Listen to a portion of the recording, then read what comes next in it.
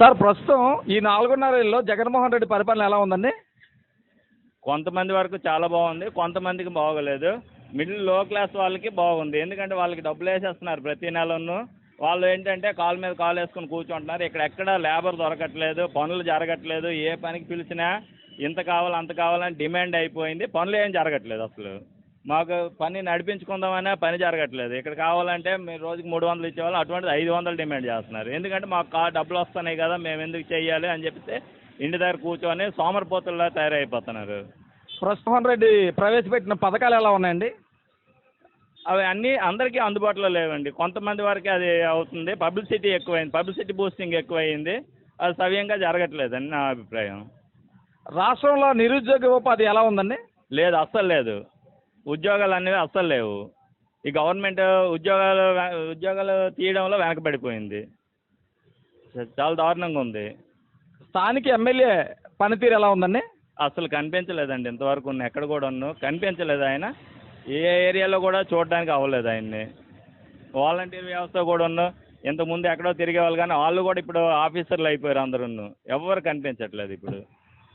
రానున్న ఎన్నికల్లో next CM మీరు ఎవరు అనుకుంటున్నారండి? జనసేన తెలుగుదేశం కూటమి వస్తే బాగుంటుంది. ఒకసారి వాళ్ళకి కూడా అవకాశం ఇస్తే పరిపాలన ఎలాగుంటుందని చూద్దామని చెప్పి అందరిలోనూ ఉంది. అది నా అభిప్రాయం కూడా అదే ఉంది.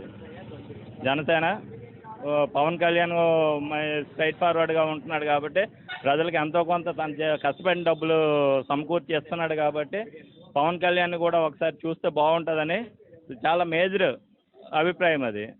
దాంతో ఏకీభవిస్తున్నాను నేను. ప్రస్తుతం సంక్షేమ పథకాల వల్ల ఉపయోగాలు జనాలకు ఏమైనా ఉపయోగాలు ఉన్నాయండి? చాలా ఉన్నాయండి. నేను తినవసరం లేదు. నాకు డబ్బులు వస్తే మంత్లీ నేను పడుకోవచ్చు, హ్యాపీగా తాగొచ్చు, తిరగొచ్చు. చాలా ఉపయోగాలు ఉన్నాయి. దీనికి లేవని ఎవరన్నారు? నాలాంటి వాడికి లేవు అంతే. ఈ గవర్నమెంట్ పరిపాలనలో నిరుద్యోగులకు ఉపాధి ఎలా ఉందండి?